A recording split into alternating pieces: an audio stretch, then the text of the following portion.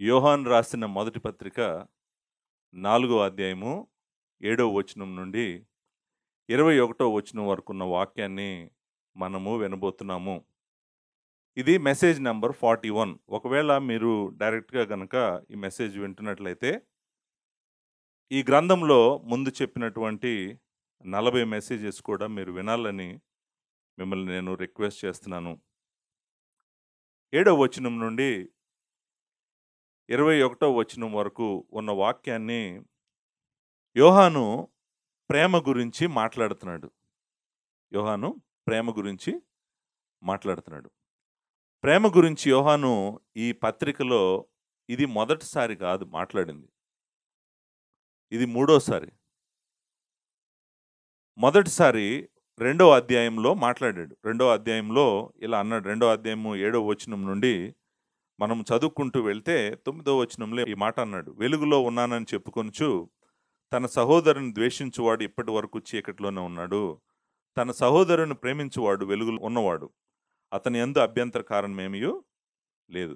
తన సహోదరుని ద్వేషించువాడు చీకటిలో ఉండి చీకటిలో నడుచుచున్నాడు. సో మనము 2వ అధ్యాయంలో నేను ఆల్రెడీ సహోదరుని ప్రేమించడం ఎంత ప్రాముఖ్యమో, లేకపోతే సహోదరిని ప్రేమించడం ఎంత ప్రాముఖ్యమో నేను ఆల్రెడీ 2వ అధ్యాయంలో చెప్పాను. రెండోసారి చెప్పాడు ప్రేమించడం ఎంత ప్రాముఖ్యం అనేటువంటిది. రెండోసారి 3వ అధ్యాయము 10వ వచనం నుండి దాదాపు మనం 11వ వచనం నుంచి చూసాము. 3:11 నుంచి 18 వరకు కూడా ప్రేమ గురించే మాట్లాడాడు. ప్రేమ ఎంత ప్రాముఖ్యము, సహోదరులను ప్రేమించడం ఎంత ప్రాముఖ్యము. 11వ వచనంలో అన్నాడు, మనం ఒకరినొకడు ప్రేమింపాలనేది మొదటి నుంచి మీరు వినిన వర్తమానమే కదా. అక్కడ మాట్లాడుతూ ఏమన్నాడు 13వ వచనంలో, లోకము మిమ్మల్ని ద్వేషించిన ఎడల ఆశ్చర్యపడకుడి, మనము సహోదరులను ప్రేమించున్నాము గనుక మరణములో నుండి జీవంలోనికి దాటి ఉన్నామని ఎరుగుదుము. ప్రేమ లేనివాడు మరణమందు నిలిచి ఉన్నాడు. తన సహోదరుని ద్వేషించువాడు నరహంతకుడు. ఏ నరహంతకుని యందును నిత్య జీవం ఉండదని మీరు ఎరుగుదురు. ఆయన మన నిమిత్తము తన ప్రాణం పెట్టిన గనుక దీని వలన ప్రేమ ఎట్టిదని తెలుసుకొనుచున్నాము. మనము కూడా సహోదరుల నిమిత్తం మన ప్రాణములను పెట్టబద్దులమై ఉన్నాము. మనము 17వ వచనం 18వ వచనంలో కూడా ప్రేమించటం అంటే ఏంటో కూడా చెప్పాడు. సో మనము 4వ అధ్యాయం 7వ వచనంకి వచ్చినప్పుడు మనకు అర్థమవ్వాల్సింది ఏంటంటే, మరలా తిరిగి యోహాను ఎక్కడికి వచ్చాడు? ప్రేమ దగ్గరికి వచ్చాడు. ఈ పుస్తకంలో ఎంత లెంగ్దీగా మాట్లాడినటువంటి టాపిక్ ఇంకొకటి లేదు. ఈ పుస్తకంలో ఎంత లెంగ్దీగా మాట్లాడినటువంటి, అంటే ఇన్ని వచనాలు ప్రేమ గురించి మాట్లాడుతున్నాడు కదా, మాట్లాడిన ఇన్ని వచనాలు ఇంకొక టాపిక్ గురించి లేదు. నిజానికి 4:21 దగ్గర ప్రేమ గురించి ఎండ్ అవట్లేదు, 5:3 దగ్గర ఎండ్ అవుతుంది. నేను ఇంకా ఆ వచనాలు చదవలేదు మీకు, అంటే 4:21 వరకు చదివి ఆపేసాము. 5వ అధ్యాయం 3వ వచనం వరకు ప్రేమ గురించే మాట్లాడుతున్నాడు. మీరు చూడండి, 5వ అధ్యాయంకి వెళ్ళండి. 5వ అధ్యాయంలో ఈ మాట అంటాడు మొదటి వచనంలో, యేసే క్రీస్తై ఉన్నాడని నమ్ము ప్రతివాడును దేవుని మూలముగా పుట్టి ఉన్నాడు. పుట్టించిన వారిని ప్రేమించు ప్రతివాడును ఆయన మూలముగా పుట్టిన వారిని ప్రేమించును.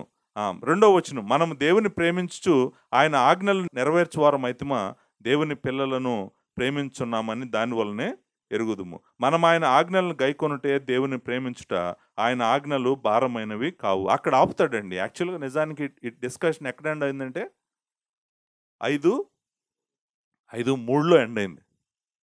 5:4 నుంచి డిఫరెంట్ టాపిక్ పిక్ చేసి మూవ్ అయిపోతూ ఉన్నాడు. సో అంటే మీరు చూడండి ఎంత పెద్ద టాపికో చూడండి. ఇది ప్రేమ గురించి ఆల్రెడీ 2 సార్లు పత్రికే చాలా చిన్న పత్రిక, ఉన్నదే 5 అధ్యాయాలు. ఇంత చిన్న పత్రికలో ఇంత పెద్ద స్పేసు ప్రేమకు ఇచ్చాడంటే ఇది ఎంత ప్రాముఖ్యము అనేటువంటిది మనము విశ్వాసులంగా అర్థం చేసుకోవాలి. సో ఇది మొదటిసారి కాదు, ఇది మూడోసారి ఈయన మాట్లాడుతున్నాడు ప్రేమ గురించి. సో నేను 4:21 వరకే దృష్టి పెడుతున్నాను. 5వ అధ్యాయంకి వచ్చినప్పుడు మనం 5వ అధ్యాయం మీద దృష్టి పెడదాం. 5వ అధ్యాయము 3 వచనాలు, మొదటి 3 వచనాలు అక్కడికి వెళ్ళినప్పుడు దృష్టి పెడదాము. ప్రస్తుతానికి మీరు అక్కడికి వెళ్ళాల్సిన అవసరం లేదు. 4:21 దగ్గరే మనము ఆగిపోయి ఆలోచించడానికి ప్రయత్నం చేద్దాం. సో మొట్టమొదటిది ఈ 21వ వచనం వరకు ఈ వచనాలన్నీ మాట్లాడుతుంది. మీరు ఆల్రెడీ కౌంట్ చేశారు. మెయిన్ పాయింట్ ఏంటంటే ప్రేమ గురించి మాట్లాడుతున్నాడు. ప్రేమ అనేటువంటిది మెయిన్ టాపిక్. లవ్ అనేటువంటిది 21 సార్లు ఉంది. లవ్డ్ అనేటువంటి మాట 4 సార్లు ఉంది. లవ్స్ అనేటువంటి మాట 2 సార్లు ఉంది. మొత్తం కలిసి 27 సార్లు ఈ వచనాలలో ప్రేమ అనేటువంటి మాట, ప్రేమిస్తున్నాడు, ప్రేమించాడు, ఇలాంటి మాటలు మనము 27 సార్లు చూసాము. కాబట్టి ఈ వచనాలన్నిటిని కూడా కలిపి ఒక యూనిట్గా ఉంచుతున్నటువంటి మాట ఏంటంటే ప్రేమ. ప్రేమేనా మెయిన్ టాపిక్ దీంట్లో ఈ వచనాలలో అని అడిగారు అనుకోండి, ప్రేమే మెయిన్ టాపిక్. కానీ ఈ వచనాలలో మనకిస్తున్నటువంటి మెయిన్ ఆజ్ఞ ప్రేమ గురించే. కానీ ఆ ఆజ్ఞ ఏంటంటే మనము ఒకరినొకడు ప్రేమించాలి. మనం ఒకరినొకడు ప్రేమించాలి. ఒకరినొకడు ప్రేమించండి అంటే నేను మరలా అందుకే చెప్పాను, మన చర్చిలో ఉన్నటువంటి అందరం కూడా ఒకరినొకడు ప్రేమించాలి. ఒకరినొకడు ప్రేమించు అనేటువంటిది ఆజ్ఞ అయినప్పుడు నేను అందరినీ ప్రేమిస్తాను కానీ ఆమెను ప్రేమించను అనే మాట అనొచ్చా? నేను అందరితో మాట్లాడతాను కానీ అతనితో మాట్లాడినాను అనొచ్చా? ఇప్పుడు అదేనా ప్రాముఖ్యమైన ఆజ్ఞ ఇక్కడ? ఒకరినొకడు ప్రేమించండి. ఒకరినొకడు అంటే అర్థం ఏంటి? ఒకరినొకడు అనే మాట మీరు చూడండి, 7వ వచనంలో ఉంది కదా. 7వ వచనంలో ఏముంది? మనము ఒకరినొకడు స్టార్ట్ అవటమే ఆ మాటతో స్టార్ట్ అయింది కదా. మనం ఒకరినొకడు ప్రేమించుదాం. మనం ఈయన మాట్లాడుతున్నటువంటి మెయిన్ పాయింట్, ఆయన కోరుకుంటుంది ఈ వచనాలు అంతా అయిపోయిన తర్వాత ఏం జరగాలని యోహాను కోరుకుంటున్నాడంటే మనం ఒకరినొకరు ప్రేమించాలి. మనం ఒకరినొకరు ప్రేమించము. మరలా మాట్లాడుతున్నాను, చర్చి గురించే మాట్లాడుతున్నాడు, చర్చిలో ఉన్నవాళ్ళ గురించే మాట్లాడుతున్నాడు. మనం ఒకరినొకరు ప్రేమించాలి అనేటువంటిది ఆయన చెప్తున్నటువంటి మెయిన్ పాయింట్. 4వ అధ్యాయం 11వ వచనం చూడండి. ప్రియులారా, దేవుడు మనల్ని ఎలాగూ ప్రేమింపగా మనం ఒకరినొకడు ప్రేమింపబద్ధులమై ఉన్నాము. మీరు గమనించారో లేదు, ఇది మెయిన్ పాయింట్ అని నాకు ఎలా తెలుసు అంటే, ఈ 2 స్టేట్మెంట్లు ముందు వాళ్ళని ప్రియులారా అని పిలుస్తున్నాడు. మీరు గమనించారా? 7వ వచనంలో ఏమన్నాడు? ప్రియులారా అని అన్నాడు. 11వ వచనంలో ఏమన్నాడు? ప్రియులారా అన్నాడు. ప్రియులారా, దేవుడు మనల్ని ఎలాగూ ప్రేమింపగా మనం ఒకరినొకడు ప్రేమింప బద్ధులమై ఉన్నాము. అక్కడ కూడా ప్రియులారా మనము ఒకరినొకడు ప్రేమింతము. సో మెయిన్ పాయింట్ ఏంటి అని మనం అడిగామనుకోండి, మెయిన్ పాయింట్ ఏంటి ఇక్కడ అంటే ఒకరినొకడు ప్రేమించాలి. 4:12 కూడా చదువుదాం. మేము 4:12లో కూడా మనం ఆ మాట చూస్తాం. ఏమనుంది 4:12? ఏ మానవుడును దేవుని ఎప్పుడు చూసి ఉండలేదు. మనం ఒకరినొకడు ప్రేమించిన ఎడల దేవుడు మన యందు నిలిచి ఉండును. మనం ఒకరినొకడు ప్రేమించిన ఎడల అనే మాట ఉంది కదండి. అక్కడ కూడా ఉందా లేదా? మనం ఒకరినొకడు ప్రేమించిన ఎడల. 4వ అధ్యాయం 20వ వచనము, 20, 21 కూడా చూద్దాం. 19 నుంచి చదువుతాను. ఆయనే మొదట మనల్ని ప్రేమించను కనుక మనము ప్రేమించుచున్నాము. ఎవడైనాను దేవుని ప్రేమించున్నానని చెప్పి తన సహోదరుని ద్వేషించిన ఎడల అతడు అబద్ధికుడు. నేను ఇందాక నుంచి నువ్వు నీ సహోదరుని ద్వేషించకూడదు అని నేను ఎందుకు చెప్తున్నానంటే, నీ సహోదరిని నువ్వు ద్వేషించకూడదు అని ఎందుకు చెప్తున్నానంటే, నేను ద్వేషించట్లేదు, నేను ప్రేమించట్లేదు అన్నారు అనుకోండి, మరి ప్రేమించమని ఆజ్ఞ ఉంది కదా, దేవుని ఆజ్ఞ. నువ్వు సహోదరుని ప్రేమించాలని ఉంది కదా. సో ఇక్కడ అంటున్నాడు, ఎవడైనా నువ్వు దేవుని ప్రేమించున్నానని చెప్పి తన సహోదరుని ద్వేషించిన అతను అబద్ధికుడు. తాను చూసిన తన సహోదరుని ప్రేమింపని వాడు చూడని దేవుని ప్రేమించలేడు. దేవుని ప్రేమించేవాడు తన సహోదరుని కూడా ప్రేమింపాలన్న ఆజ్ఞ మనం ఆయన వలన పొంది ఉన్నాం. సో మెయిన్ పాయింట్ ఏంటో తెలుసా అండి? ఈ వచనాల్లో మెయిన్ పాయింట్ ఏంటంటే మనము ఒకరినొకరు ప్రేమించాలి. ఎలా ప్రేమించాలి అనేది వస్తుంది.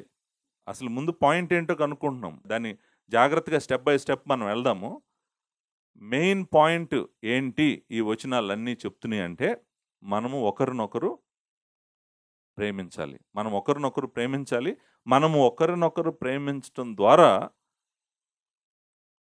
దేవుడు, అదృశ్యుడైన దేవుడు మన మధ్యలో ఉన్నాడని మనము చూపించగలుగుతాము. అందరికీ చూపించగలుగుతాం. అందరికీ అంటే లోకానికి కూడా మనము చూపించగలుగుతాం.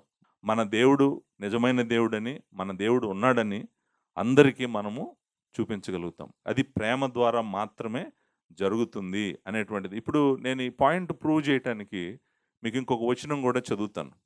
మీకు ప్రాబబ్లీ అర్థమవుతుంది. యోహాను సువార్త 13వ అధ్యాయము 34, 35 వచనాలు ప్రభు శిష్యులతో చెప్పినటువంటి మాట. మీరు ఒకరినొకరు ప్రేమింపాలని మీకు క్రొత్త ఆజ్ఞ ఇచ్చుచున్నాను. నేను మిమ్మల్ని ప్రేమించినట్టే మీరు ఒకరినొకరు ప్రేమించండి. మీరు ఒకని ఎడల ఒకడు ప్రేమ గలవారైన ఎడల దీనిని బట్టి మీరు నా శిష్యులని అందరూ ఆయన బిడ్డలమని మనం అందరికి ఎలా చూపించగలం? మనము దేవుని సంబంధులమని అందరికి మనం ఎలా చూపించగలం? ప్రేమ ద్వారానే. ప్రేమ ద్వారానే. మనము ఒకరినొకరు ప్రేమించినప్పుడు మనము నిజంగా దేవుని బిడ్డలమని మనకందరికీ అర్థమవుతుంది, లోకానికి కూడా అర్థమవుతుంది మనం దేవుని బిడ్డలమని.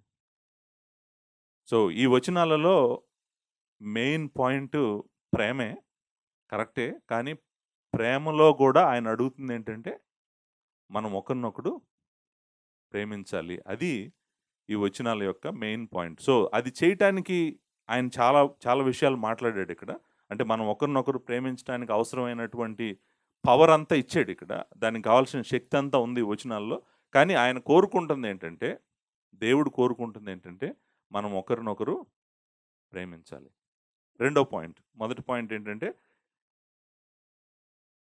మెయిన్ పాయింట్ ఈ వచనాలన్నిటిది ప్రేమ అనేటువంటిది, అందులో కూడా ఒకరినొకరు ప్రేమించాలనేటువంటిది మెయిన్ పాయింట్ అనేటువంటిది అర్థమైంది. నేను రెండో పాయింట్కి వస్తున్నాను. రెండో పాయింట్ ఏంటంటే ఈ వచనాల్లో 3 రకాల ప్రేమలు ఉన్నాయి. ఈ వచనాల్లో 3 రకాల ప్రేమలు ఉన్నాయి. నేను 3 రకాలు అన్నప్పుడు ప్రేమ ఒకటే, కానీ ఆ డైమెన్షన్స్ బట్టి, అంటే ఎటు నుంచి ఎటు ప్రవహిస్తుంది అనే దాని మీద ఆధారపడి ఎన్ని రకాలు ఉన్నాయి ఇక్కడ? 3 రకాలు ఉన్నాయి. మొట్టమొదటిది, దేవుడు మనల్ని ప్రేమిస్తున్నాడంట. మొదటి ప్రేమ ఎటు నుంచి ఎటు ప్రవహిస్తుంది? దేవుడు మనల్ని ప్రేమిస్తున్నాడు. సో దేవుడి నుంచి ప్రేమ మన దగ్గరికి వస్తుంది. ఇది ఒక ఫ్లో. ఆ ప్రేమను మనం ఈ వచనాల్లో చాలాసార్లు చూస్తాం. నిజానికి అదే అన్ని ప్రేమలకు ఆధారం అని కూడా చెప్పాడు కదా. అన్ని ప్రేమలకు ఆధారము అదేననేటువంటి మాట చెప్తున్నాడు కదా. మనము ఈ వచనాలను నేను మీకు ఎటువైపు వెళ్ళినా కూడా మనల్ని దేవుడు ప్రేమించాడా లేదా అనేటువంటిది 7వ వచనం ఏం చెప్తుంది? ప్రేమ దేవుని మూలంగా కలుగుచున్నది. 8వ వచనం దేవుడు ప్రేమ స్వరూపి, మనం ఆయన ద్వారా జీవించినట్టు. 9వ వచనం దేవుడు తన అద్వితీయ కుమారుని లోకంలోని పంపెను, దీనివల్ల దేవుడు మన యందు ఉంచిన ప్రేమ ప్రత్యక్షమైన. ఈ ప్రేమ ఏ ప్రేమ? ఈ ప్రేమ ఏ ప్రేమ? నేను మళ్ళా మెయిన్ పాయింట్ మనం ఒకరినొకరు ప్రేమించాలనేది మెయిన్ పాయింటే. కానీ ఇక్కడ ఇది జరగటానికి ముందు మనం అర్థం చేసుకోవాల్సింది ఏంటంటే ప్రేమ అనేటువంటిది దేవుని దగ్గర నుంచి మన దగ్గరికి ప్రవహిస్తుంది అనేటువంటిది అర్థం కావాలి. ఇది ఒక ప్రేమ. దేవుని దగ్గర నుంచి ప్రేమ మన దగ్గరికి ప్రవహిస్తుంది. ఆయన మూలము, ఆయన ఆధారము ప్రేమకి. సో అది ఆ పాయింట్ వస్తుంది. ఆయన మూలము, ఆయన ఆధారము, ఆయన దగ్గర నుంచి ప్రేమ మన దగ్గరికి ప్రవహిస్తుంది. సో ఈ వచనాలు అన్నిటిలో కూడా దేవుడు మనల్ని ఎలా ప్రేమించాడో, ఎంత ప్రేమించాడో చాలాసార్లు చెప్పాడు. సో కాబట్టి మనం ఒకరినొకరు ప్రేమించండి అని చెప్పి విడిచిపెట్టలేదు. ఈ ప్రేమ మన వలన కలగట్లేదని, మనలో లేదని, అది దేవుని దగ్గర నుంచే వస్తుందని, ప్రవహిస్తుందని, దేవుడి దగ్గర నుంచి మనకు వస్తున్నటువంటి ప్రేమ గురించి మాట్లాడాడు. నేను యాక్చువల్గా 2-3 వచనాలు చదివాను. మీరు ఏ వచనం చదివినా కూడా దేవుడు మనల్ని ప్రేమిస్తున్నాడు అనేటువంటి సత్యము ఈ వచనాల్లో మనకి అర్థమవుతుంది. 19వ వచనం చదవండి. ఆయనే మొదట మనలను ప్రేమించెను. ఇప్పుడు ఇది ప్రేమే కదా, కానీ ఏ ప్రేమ ఇది? ఆయనే మనల్ని మొదట ప్రేమించాడు. ఏ ప్రేమ అంటే ఇది? దేవుడి దగ్గర నుంచి మన దగ్గరికి వస్తున్నటువంటి ప్రేమ గురించి మాట్లాడుతున్నాడు. నెంబర్ 1. రెండవ ప్రేమ ఏంటంటే మనము దేవుణ్ణి ప్రేమించే ప్రేమ. రెండవ ప్రేమ ఏంటి? మనము దేవుణ్ణి ప్రేమించే ప్రేమ. ఆ ప్రేమ గురించి కూడా మాట్లాడుతున్నాయి ఈ వచనాలు. 20వ వచనం చదవండి. ఎవడైనాను నేను దేవుణ్ణి ప్రేమించున్నానని చెప్పి, అంటే ఇప్పుడు ఎవడైనా నేను దేవుణ్ణి ప్రేమిస్తున్నానని చెప్పి అంటే అర్థం ఏంటి? మనం దేవుణ్ణి ప్రేమిస్తున్నాం. అంటే అటు నుంచి ప్రేమ మన దగ్గరికి రావటం మాత్రమే కాదు, మన దగ్గర నుంచి కూడా ప్రేమ దేవుని వైపుకి ప్రవహిస్తుంది. సో అటు నుంచి ప్రవాహం ఇటు ఉంది, ఈ ప్రవాహం మరలా తిరిగి ఆయన దగ్గరికి కూడా ప్రవహిస్తుంది. 21వ వచనం 21వ వచనంలో ఏమనుంది? దేవుని ప్రేమించువాడు అని ఉంది కదా. దేవుని ప్రేమించువాడు అంటే అర్థం ఏంటి? ఈ ప్రవాహం ఎటు వెళ్తుంది మళ్ళీ? దేవుని వైపే వెళ్తుంది. సో ఇది రెండవ ప్రేమ. ఒక ప్రేమ దేవుని నుంచి మన వైపుకు ప్రవహిస్తుంది. రెండో ప్రేమ మన నుంచి మళ్ళీ తిరిగి దేవుని వైపు ప్రవహిస్తుంది. మూడవ ప్రేమ, ఇక్కడ మూడవ ప్రేమ కూడా ఉంది. ఆ మూడవ ప్రేమ నేను ఆల్రెడీ మాట్లాడాను. అదేంటంటే మనం ఒకరినొకరు ప్రేమించేటువంటి ప్రేమ. ఆ ప్రేమ మిగిలిన వచనాలన్నీ కూడా మాట్లాడుతుంది ఆ మూడో లెవెల్ ప్రేమ గురించే కదా.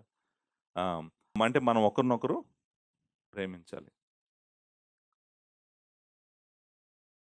మీరు ఆలోచించండి, ఒకవేళ మనము ఒకరినొకరు ప్రేమించలేకపోతున్నాం అనుకోండి,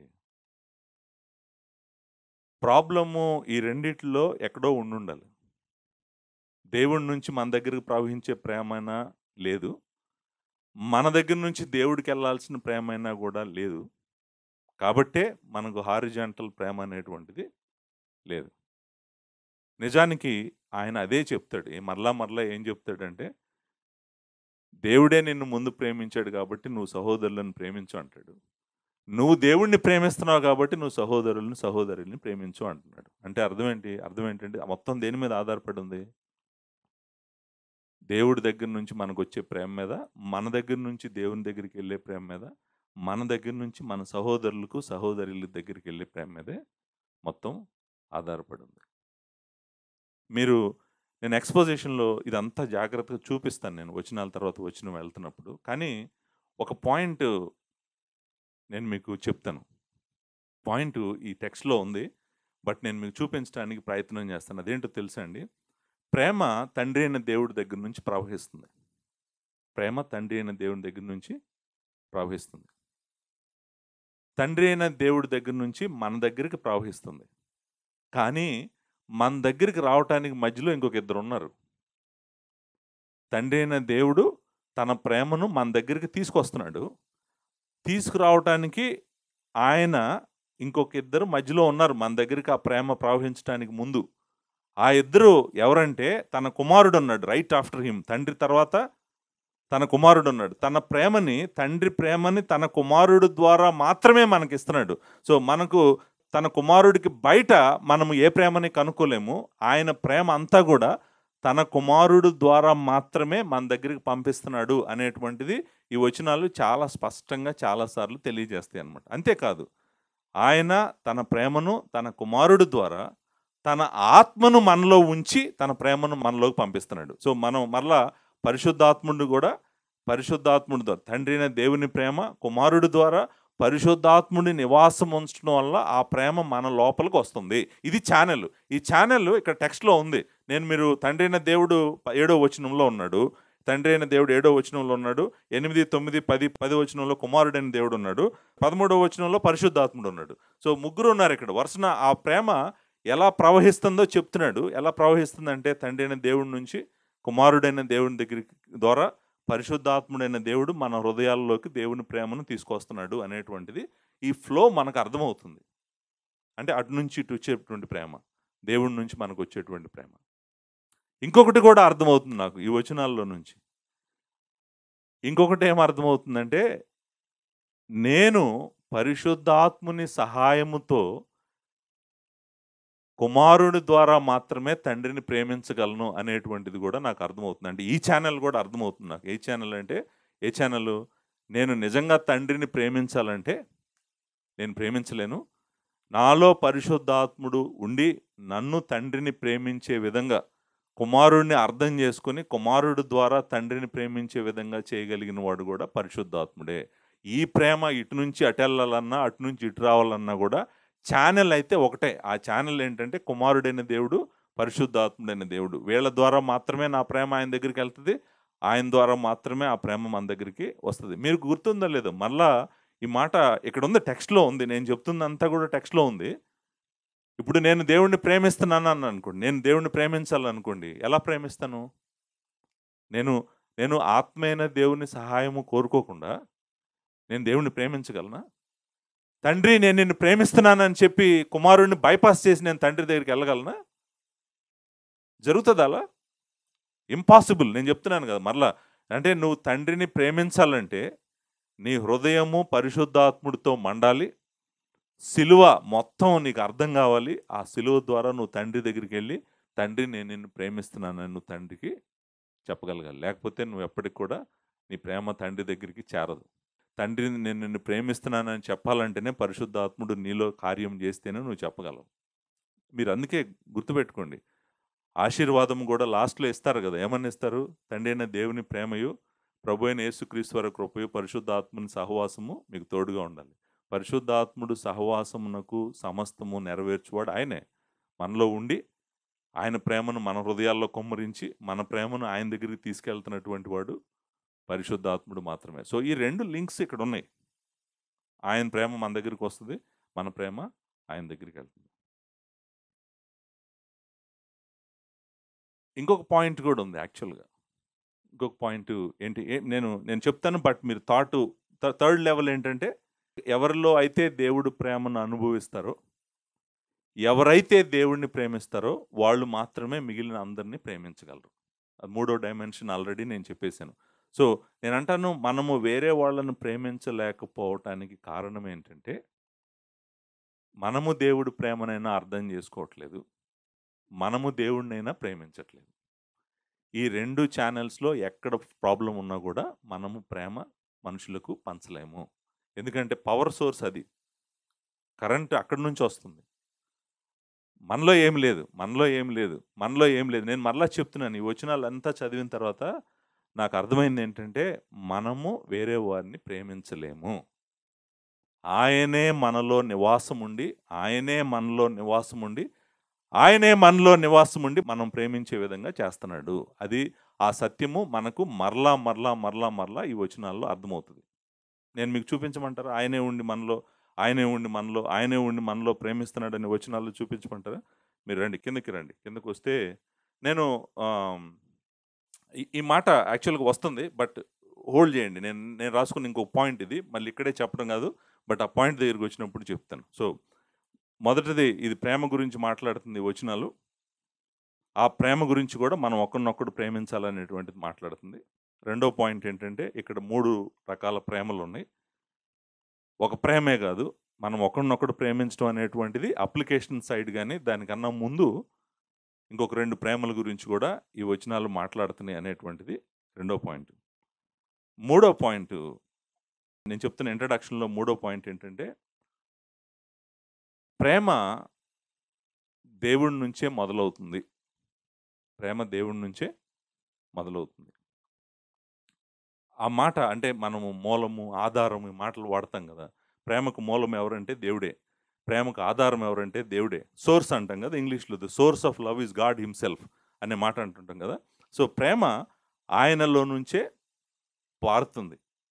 ఈ ప్రవాహము యొక్క, ఈ నది యొక్క, ప్రేమ నది యొక్క ప్రవాహము మొదలు దేవుడే అనేటువంటిది కూడా ఈ వచనాలు మరలా మనకు చెప్తున్నాయి. మనము ఆ ప్రవాహంలోకి వచ్చి నిలబడితేనే మనం ఆ ప్రవాహంలో ఉండగలం. కానీ ప్రవాహం అయితే మొదలవుతుంది ఎక్కడి నుంచి? దేవుడి దగ్గర నుంచి. అందుకే ఆ మాట 2 సార్లు మనం చదివాము. ఏమని చదివామంటే చూడండి, మీరు ఏడో వచనంలో చూడండి, ప్రేమ దేవుని మూలముగా కలుగుచున్నది. అంటే ప్రేమకు బిగినింగ్ ఎక్కడ?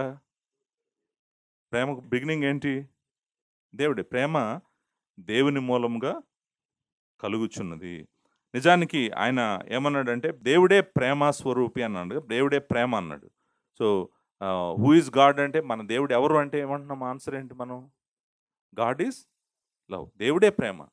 సో దేవుడే ప్రేమ దేవుని మూలముగా కలుగుతుంది. సో ప్రేమకు సమస్తము కారణము, ఆధారము, మూలము అన్నీ ఎవరంటే దేవుడే. సో మనము మనుషులను ప్రేమించలేకపోతున్నామంటే మనము మూలం దగ్గరికి వెళ్ళి మన ప్రాబ్లం ఏంటో ఆలోచించాలి. కానీ అంటే ఎందుకు నేను ప్రేమించలేకపోతున్నాను నా సహోదరుణ్ణి, సహోదరిని, ఏంటి ప్రాబ్లము? సో మనము అర్థం చేసుకోవాల్సింది, దేవుడు ప్రేమ, దేవుడి నుంచే ప్రేమ ప్రవహిస్తుంది. సో ఆ స్ట్రీమ్ యొక్క బిగినింగ్ అదే, అక్కడ ఆయనలోనే ఉంది, ఆయన దగ్గరే ఉంది అనేటువంటిది మూడో పాయింట్. దేవుడు ఆయన స్వభావమే ప్రేమ అంటున్నాడు ఇక్కడ. ఆ పాయింట్ ఏంటంటే, దేవుని స్వభావమే ప్రేమ. God is love, God has love కాదు. దేవుడికి ప్రేమ ఉంది కాదు, దేవుడే ప్రేమ. దేవుడికి ప్రేమ ఉందంటే అర్థం ఏంటంటే ఆయనకి చాలా ఉన్నాయి, వాటిలో ఇది ఒకటే అని అర్థం. గాడ్ ఈజ్ లవ్ అంటే అర్థం ఏంటంటే ఆయనే ప్రేమ. ఆయన ప్రేమ అని, ప్రేమే ఆయన అనకూడదు, అది ఒక ప్రాబ్లం ఉంది. నేను మాట్లాడతాను ఆ టాపిక్. లవ్ ఈజ్ గాడ్ అనేది అంటే దాన్ని రివర్స్ చేసి ఇప్పుడు సంఘాలు అదే చేసినాయి. ఆ రివర్స్ ఎలా చేసినాయో నేను ఆ రివర్స్ దగ్గరికి వస్తాను, వచ్చే వారం వస్తాను నేను. God is love, love is not God. దేవుడే ప్రేమ, దేవుడు ప్రేమ ఉన్నాడు. సో ప్రేమకు మూలము, ఆధారము, సమస్తము ఆయనే. ఇది 3వ పాయింట్. 4వ point and very important point ఇదేంటంటే, మనము ప్రేమించాలంటే రక్షించబడి ఉండాలి. రక్షించబడకుండా మనం ప్రేమించలేము. వితౌట్ రీజనరేషన్, వితౌట్ సాల్వేషన్ మనం ప్రేమించలేము. దేవుడు కోరుకుంటున్న ప్రేమ మనం చూపించాలంటే ఈ లోక సంబంధి, దేవుడిని తెలియని వాడు ఆ ప్రేమను చూపించలేడు. ఈ విషయము మనకి ఫ్రంట్లోనే చెప్పేశాడు, ముందే చెప్పేశాడు. ఏం చెప్పేశాడు చూడండి 7వ వచనంలో, ప్రేమించు ప్రతివాడును దేవుని మూలముగా పుట్టినవాడై దేవుని ఎరుగును. అంటే ప్రేమించాలంటే అర్థం ఏంటి? ప్రేమించాలంటే 2 ఉండాలంట. ఒకటి దేవుని మూలముగా పుట్టాలంట, 2 దేవుడిని ఎరిగి ఉండాలంట. సో ఇది సాల్వేషన్ అంటే. రక్షణ అంటే అర్థం ఏంటంటే, మనము ప్రేమించాలంటే, దేవుని ప్రేమను చూపించాలంటే మనము ముందు తిరిగి జన్మించి ఉండాలి, దేవుణ్ణి ఎరిగి ఉండాలి. ఈ విషయము మరలా మనం చాలాసార్లు చూస్తాం. 14వ వచనానికి రండి. 14వ వచనంలో ఏమంటాడు? మరియు తండ్రి తన కుమారుని లోకరక్షకుడుగా ఉంటకు పంపించున్నట్టు మేము చూసి సాక్ష్యం ఇచ్చున్నాము. యేసు దేవుని కుమారుడని ఎవడు ఒప్పుకున్నో వానిలో దేవుడు నిలిచి ఉండును, వాడు దేవుని యందు ఉన్నాడు. సో ఇప్పుడు చూడండి, దేవుడు మనలో ఉండి మనము దేవునిలో ఉండాలంటే ముందు మనం దేవుణ్ణి అంగీకరించాలి.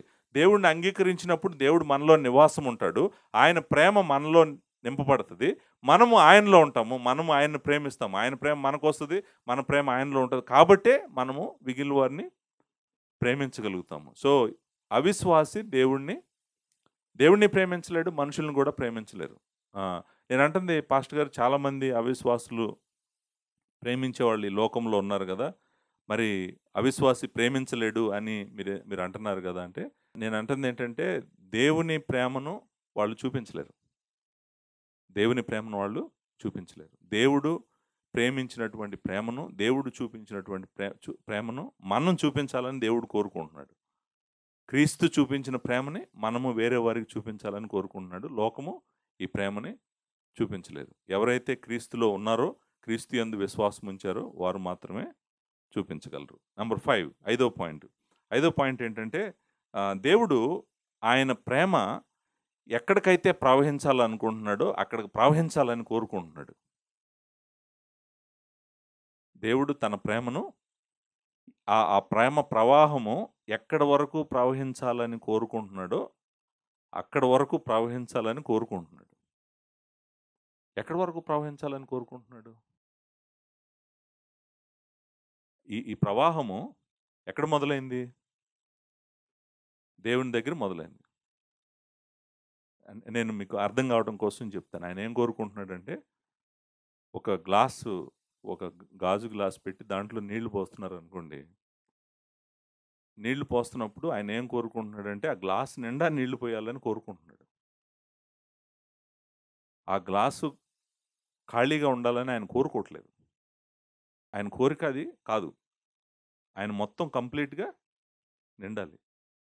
ఆ నిండాలి అనేటువంటి దాన్ని యోహాను 3 సార్లు చెప్పాడు ఇక్కడ. ఏమన్నాడంటే, సంపూర్ణము, పరిపూర్ణము అన్నాడు. సంపూర్ణము, పరిపూర్ణము అంటే ప్రేమ ఏమవ్వాలనుకుంటున్నాడు దేవుడు? సంపూర్ణం అవ్వాలనుకుంటున్నాడు, పరిపూర్ణం అవ్వాలనుకుంటున్నాడు. ఆ మాటలు చూడండి, 12వ వచనం ఆఖరిలో ఉంది కదా. 12వ వచనం చదువుతున్నాను. ఏ మానవుడు దేవుని ఎప్పుడునూ చూసి ఉండలేదు. మనం ఒకరినొకడు ప్రేమించిన యెడల దేవుడు మన యందు నిలిచి ఉండును, ఆయన ప్రేమ మన యందు సంపూర్ణమగును. అంటే ఆయన మన యందు తన ప్రేమ సంపూర్ణం అవ్వాలని కోరుకుంటున్నాడు. ఆయన ఎక్కడికి ప్రవహించాలనుకుంటున్నాడు అక్కడికి ప్రవహించాలని కోరుకుంటున్నాడు ఆయన ప్రేమని. అవుతుందని కూడా చెప్తున్నాడు. అవుతుందంట. ఆయన కోరుకున్నది అవ్వకపోవడం అంటే ఏముండదు, అది అవుతుందంట. అది ఎలా అవుతుందో మనము ఇక్కడ చూస్తాం. మీరు కొంచెం నెక్స్ట్ పైకి రండి. పైకి వస్తే 17వ వచనం ఒకసారి చదువుతాను. తీర్పు దినమందు మనకు ధైర్యము కలుగునట్లు దీని వలన ప్రేమ మనలో పరిపూర్ణము చేయబడి ఉన్నది. ఎలయనగా ఆయన ఎట్టివాడై ఉన్నాడో మనము కూడా ఈ లోకంలో అట్టివారమై ఉన్నాము. ప్రేమలో భయం ఉండదు. అంతేకాదు పరిపూర్ణ ప్రేమ భయమును వెళ్ళగొట్టును. భయము దండనతో కూడినది. భయపడివాడు ప్రేమ యందు పరిపూర్ణము చేయబడినవాడు కాడు. సో పర్ఫెక్ట్ లవ్ అంటాం కదా. Perfect love, perfect love or complete love. ఆయన ఈ ప్రేమను ఎక్కడికి తీసుకెళ్ళాలనుకుంటున్నాడో అక్కడికి తీసుకెళ్తాడంట. ఎక్కడికి తీసుకెళ్ళాలనుకుంటున్నాడు ఈయన? ఈ ప్రేమ సంపూర్ణం అవటం అంటే ఏంటి? సంపూర్ణం అవటం అంటే ఏంటంటే, మీరు మరలా చెప్తున్నాను, ఆ ఛానల్స్ ఉన్నాయి కదా, ఆ ఛానల్స్ అన్నీ కూడా ఆయన ప్రేమతో నిండాలి.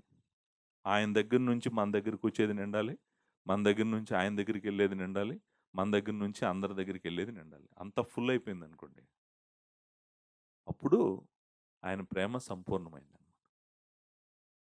కొంచెం కొంచెం ఉందనుకోండి, ఈ ఛానల్స్ అన్నీ అంటే ఈ నది ప్రవాహము ఆయన దగ్గర నుంచి మన దగ్గరికి వచ్చి ఆయన దగ్గరికి తిరిగి వెళ్ళి ఆయన దగ్గరికి కాకుండా మన దగ్గర నుంచి అందరి దగ్గరికి వెళ్ళాల్సిన ఛానల్స్ అన్నీ కూడా ఫుల్గా నిండిపోవాలి.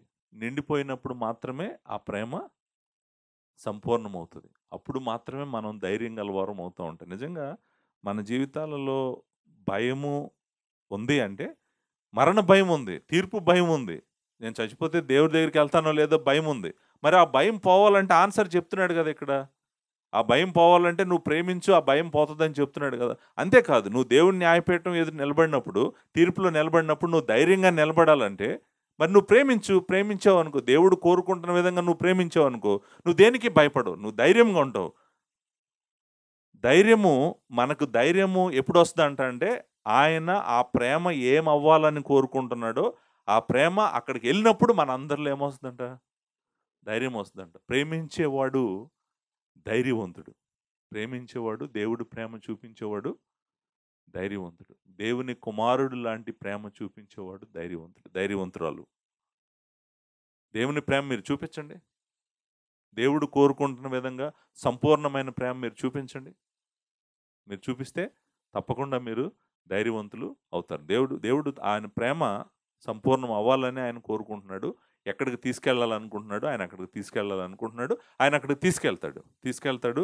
ఆయన సంకల్పాన్ని ఎవరు ఆపలేరు అనమాట. నెంబర్ 6, ఆరో పాయింట్ ఏంటంటే, ఇది దేవుడు ఎలా నెరవేరుస్తున్నాడు చూడండి. నేను మరలా చెప్పాను, ఈ ఛానల్స్ నింపడం మన వల్ల అవుతుందా? మన వల్ల కాదు. ఈ ప్రవాహము మన వల్ల కాదు. ఎందుకంటే ప్రవాహం వస్తుంది ఆయన దగ్గర నుంచి కాబట్టి, ఆయన ఇవ్వాలనుకుంటే ప్రవాహం మన హృదయాల్లోకి ఇస్తాడు, లేకపోతే లేదు. మన వల్ల కాదు. మనమేమన్నా దేవుణ్ణి ప్రేమించగలం అంటే, దేవుణ్ణి కూడా మనం ప్రేమించలేము. ఆయన ఆత్మ మనలో ఉండి మనము క్రీస్తుని అర్థం చేసుకొని, క్రీస్తుని ధ్యానించి తండ్రి ప్రేమ దగ్గరికి వెళ్ళాలంటే, నువ్వు అదంతా చేయాలంటే మన వల్ల కాదు. కాబట్టి మనం చేయలేము. అంతేకాదు, మనం మన సహోదరులను క్రీస్తు ప్రేమించినట్టు ప్రేమించగలమా? ప్రేమించలేము. అంటే మనం చేయగలమా? చేయలేము. కాబట్టి ఏం చేయాలి ఇప్పుడు? ఆన్సర్ ఏంటి? దేవుని సహాయం కోరుకోవటం కాదు, ఆయనే వచ్చి మనలో నివాసం ఉండి ఇదంతా చేస్తాడంట. సహాయం కోరుకోవటము అంటే ఏంటి? ఆయనే వచ్చి మనలో నివాసం ఉండి మనతో ఆ ప్రేమ సంపూర్ణమయ్యేటట్టు చేస్తాడంట. ఆయన మనలో నివాసం ఉంటాడు, దేవుడు మనలో నివసిస్తాడు, దేవుడు మనలో నివసిస్తూ ఇది జరిగిస్తాడు అనేటువంటి సత్యము మనము 12వ వచనం నుంచి చూస్తాం. చూడండి, 12వ వచనం. ఏ మానవుడు దేవుడిని ఎప్పుడు చూసి ఉండలేదు, మనం ఒకరినొకడు ప్రేమించిన ఎడల దేవుడు మన యందు నిలిచి ఉండును. అండర్లైన్ చేసుకోండి ఆ మాట. దేవుడు మన యందు నిలిచి ఉండును. నిలిచి ఉండి ఆయన ప్రేమ మన యందు సంపూర్ణం చేస్తాడంట. ఆయన నిలిచి ఉంటాడు, అది అండర్లైన్ చేసుకోండి. అంతేకాదు 13వ వచనం, ఆయన ఎలా మనలో నివసిస్తాడో కూడా ఉంది 13వ వచనం. దీనివల్ల మనం ఆయన యందు నిలిచి ఉన్నామనియు ఆయన మన యందు ఉన్నాడనియు తెలుసుకుంటున్నాం. ఆయన మన యందు ఉన్నాడా లేడా? 12వ వచనంలో దేవుడు మన యందు నిలిచి ఉండు అన్నాడు.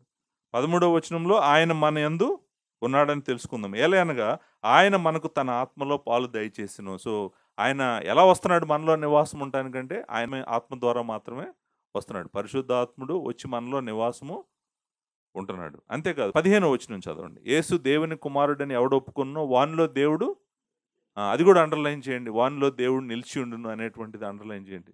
ఇప్పుడు 3 సార్లు చూసాం దేవుడు మనలో నివాసం ఉంటాడని. 12వ వచనంలో చూసాము, 13వ వచనంలో చూసాము, 15వ వచనంలో చూసాం దేవుడు మనలో నివాసం ఉంటాడనేటువంటిది. 16వ వచనంలో దేవుడు వాని యందు నిలిచి ఉన్నాడు. 16వ వచనం కూడా చెప్తుందా? దేవుడు వాని యందు నిలిచి ఉన్నాడు. సో 16వ వచనం కూడా చెప్తుంది దేవుడు మనలో ఉంటాడని. సో దేవుడు మనలో నివసించి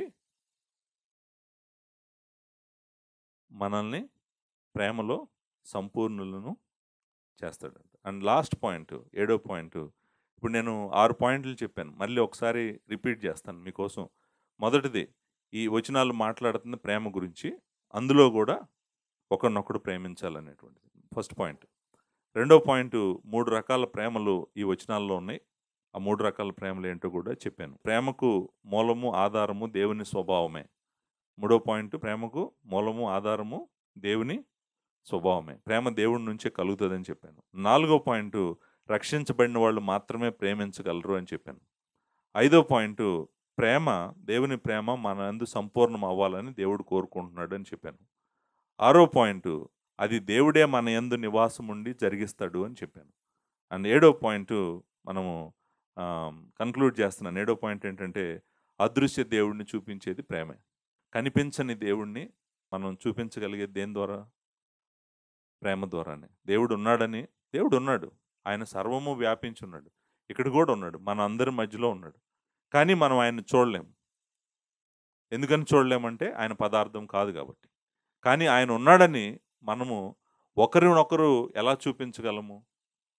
ప్రేమ ద్వారానే. లోకానికి ఎలా చూపించగలము?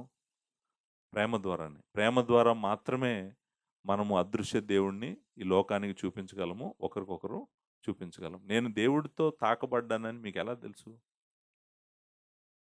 దేవుడు నన్ను తాకాడని మీకు ఎలా తెలుసు? ఆన్సర్ ఏంటో చెప్పమంటారా? నేను ఎంత బాగా వాక్యం చెప్తున్నాను అనేది కాదు, నేను మిమ్మల్ని ప్రేమిస్తున్నానా లేదా అనేది. నేను దేవునితో ఉన్నాను, దేవుడు నాలో ఉన్నాడని మీకు ఎలా తెలుస్తుందంటే, మీ తెల్ల బట్టలు వేసుకుంటే తెలియదు మీకు.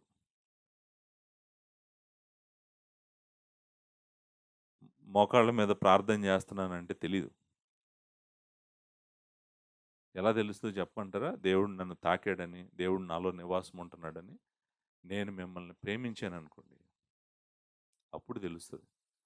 నేను ఒకరినొకరు ప్రేమించడం ద్వారా నన్ను దేవుడు తాకాడని, నేను దేవునికి కనెక్ట్ అయి ఉన్నానని అందరికీ అర్థమయ్యేది ఏంటంటే, అదృశ్య దేవుడిని చూపించేది ప్రేమే. ఆ మాట నేను అదృశ్య దేవుడు అని ఎందుకు అంటున్నానంటే, దేవుడిని ఎవరు చూడలేదు, దేవుడిని చూడలేదు అనే మాట 2 సార్లు అన్నాడు యోహాను. ఇక్కడ అన్నాడు, ఎక్కడ అన్నాడు? 12వ వచనంలో అన్నాడా?